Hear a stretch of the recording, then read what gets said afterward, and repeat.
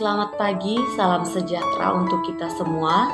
Perkenalkan, nama saya Sri Rantini Clara, kelas B pagi semester 6. Di sini saya akan mereview cerita dongeng yang berjudul Kisah Persahabatan Singa dan Tikus. Baiklah, langsung saja. Kisah Persahabatan Singa dan Tikus.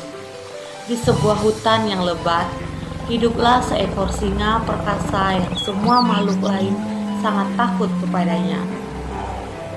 Raja hutan tersebut dikenal sangat mengerikan, tidak mengenal rasa takut, dan dia merasa harus dihormati oleh semua makhluk yang ada di hutan. Dia menghabiskan sebagian waktunya dengan berburu dan sebagian lagi untuk tidur. Tidak ada makhluk hidup yang ada di hutan berani mendekati sarangnya, terutama saat singa sang raja hutan sedang tidur. Binatang perkasa itu sangatlah marah jika tidurnya terganggu dengan cara apapun. Baiklah, di sini saya akan mengidentifikasi unsur intrinsik dalam cerita singa dan tikus tersebut. Baiklah, seperti yang kita ketahui, unsur-unsur penyusun cerita dari dalam disebut unsur intrinsik. Di antaranya ialah judul, tema, tokoh, penokohan, latar, alur, sudut pandang, dan amanat. Baiklah, berikut ini akan saya ulas hasil analisis dari cerita yang berjudul Singa dan Tikus, yang akan disertakan alasan di setiap unsur-unsur tersebut. Judul cerita, Singa dan Tikus. Yang pertama, tema. Pengertian tema itu sendiri ialah tema merupakan ide dasar pengembangan yang kemudian akan membentuk isi cerita. Cerita tersebut bertemakan. Tema dari cerita singa dan tikus tersebut ialah jangan meremehkan sesuatu yang kita rasa lebih kecil dan lebih lemah daripada kita.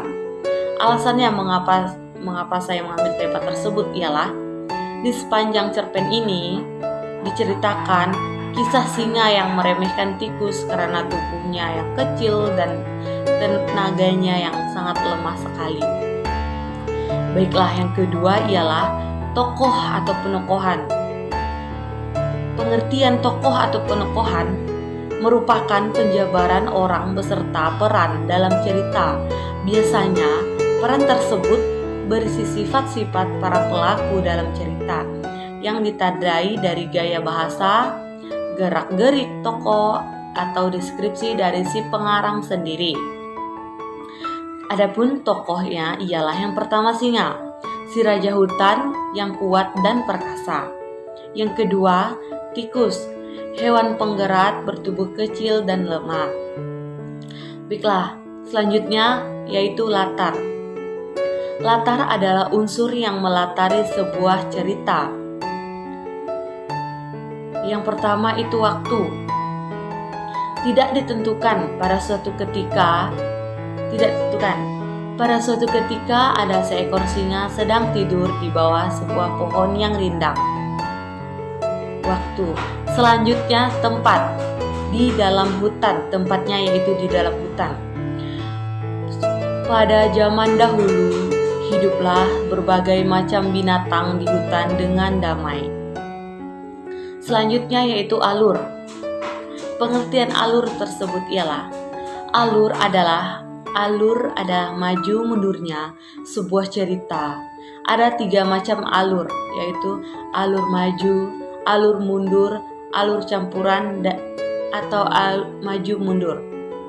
Cerita ini mengandung alur maju karena di setiap kalimat per kalimat, paragraf per paragraf menceritakan untaian cerita yang selalu maju.